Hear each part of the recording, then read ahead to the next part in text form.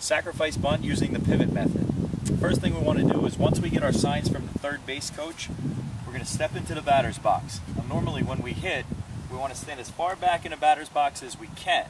But when we bunt, we actually want to move up a little bit in the batter's box so that we can maximize our angles into fair territory. So instead of stepping all the way at the back of the batter's box, I want to take my foot and move it up about 6 inches so I can move my front foot up. Now from here, we want to take our normal batting stance and we want to slightly close our front foot, just a little bit. What this is going to help us do is bring our weight forward and towards the plate when we pivot and use the sacrifice bunt. So now that I've got my feet slightly closed and I've moved up in the batter's box and I'm in my hitting stance, I want to wait for the pitcher to come to a set position, and then as he lifts the leg up is when I'm going to start my pivoting motion and get into the batting stance.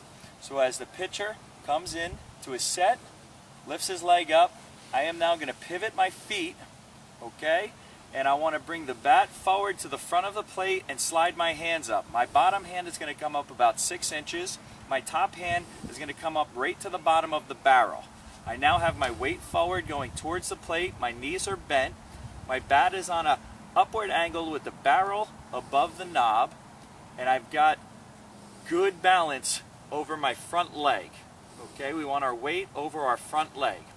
My hands are away from my body in an extended position so that the bat is out in front of the plate, but we don't want them locked. We still want it to be out in front but flexed. The bat is at the top of the strike zone so that as the pitch comes in, any ball above we pull back for a ball, but any ball below we can bend our knees and go down and get it. We want to move the bat in an up to down angle so that we can get balls that are going down towards the ground instead of a down to up angle in which we'll get balls to pop up. So again, my bat is on an angle, barrel above the knob. I'm out in front of the plate. My chest and head are facing the pitcher. My weight is forward and over the plate. And when closing that foot off, as we talked about before, it gives us more of a reach to balls that are on the outside half of the plate. So now I'm in a good bunting position here.